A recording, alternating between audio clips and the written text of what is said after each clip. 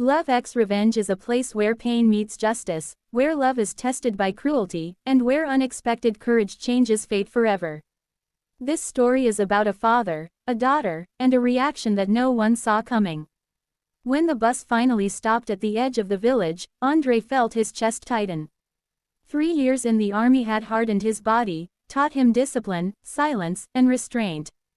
But nothing in those years had prepared him for the fear he felt now, stepping onto the cracked road that led to his old home.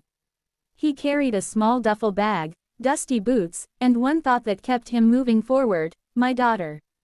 During his service, letters had been rare. At first, his wife wrote often, short notes, complaints about money, about the house, about how hard everything was without him. Then the letters stopped. The last message came from a neighbor, written awkwardly, as if afraid: your girl is still alive. But things are not right here. That sentence haunted Andrei through nights of drills and days of forced smiles. Now, as he walked past familiar fences and crooked sheds, something felt wrong.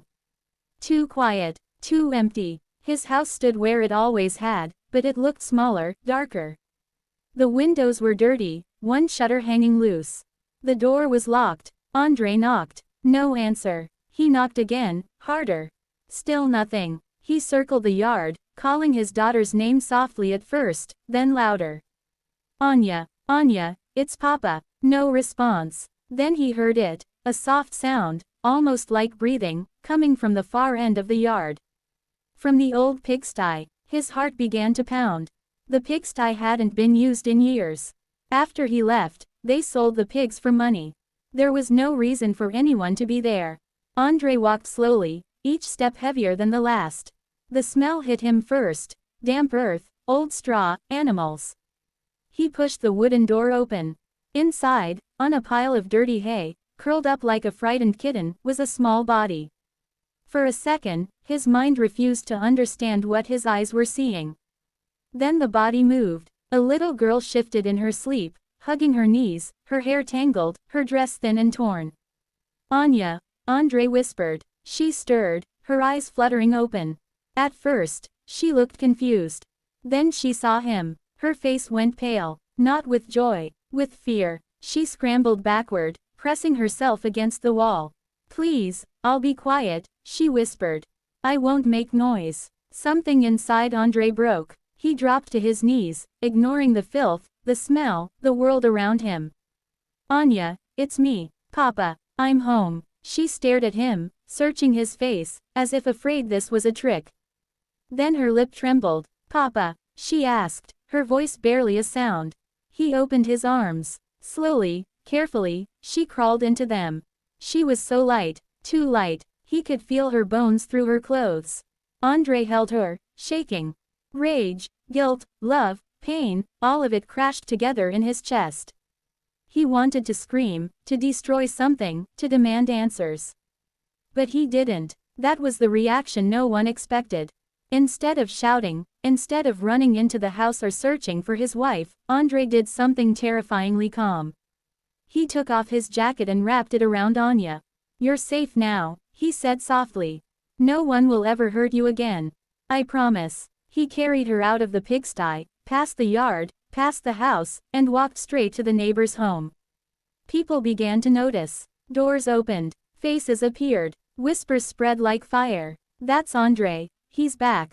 Is that his daughter? Oh God, where was she living? Andrei didn't stop. He didn't shout. He didn't accuse. His silence was heavier than any scream. At the neighbor's house, an older woman gasped when she saw Anya. Lord have mercy, she whispered. I told them this would happen. Where is my wife? Andrei asked calmly. The woman hesitated. With her new husband, she said quietly. Down the road. The man with the red truck. Andrei nodded. Please take care of my daughter for 1 hour, he said. Feed her. Wash her. Don't let her out of your sight. The woman nodded, tears in her eyes. Andrei turned and walked away. When he reached the house with the red truck, laughter spilled from inside. Music played. A man's voice shouted something rude. His wife's voice laughed in response. Andrei knocked once. The door opened. His wife froze when she saw him. The man behind her smirked. Who's this? He asked. Andrei looked at them both. I came back, he said evenly. And I saw where my daughter sleeps. His wife's smile vanished. It's not what you think, she started. Andrei raised a hand. You don't get to speak. The man stepped forward. Listen, soldier. Andrei moved fast. One precise strike. The man dropped to the floor, unconscious.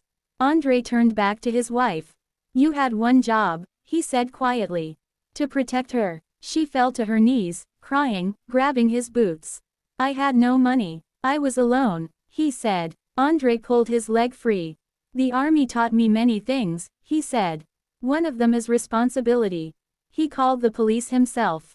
By nightfall, the village knew everything. The authorities took his wife away. The man with the red truck was arrested for abuse. Social services came, but they left with nothing to argue about. The child was with her father now. In the weeks that followed, Andrei rebuilt more than a house. He rebuilt trust. Anya slept in a real bed, clean sheets, a nightlight by her side. She woke from nightmares crying, and every time, her father was there. People expected Andrei to be broken, violent, lost. Instead, he became unshakable. He worked during the day, cooked at night, learned how to braid hair, how to listen, how to heal wounds you can't see. He never spoke badly about her mother in front of Anya. He simply said, some adults make terrible choices. That was not your fault. Years later, when Anya was asked how she survived, she answered simply, my father came back. And when he saw me in the pigsty, he didn't turn into a monster. He became her shield, and that reaction, calm, controlled, unstoppable love, changed everything.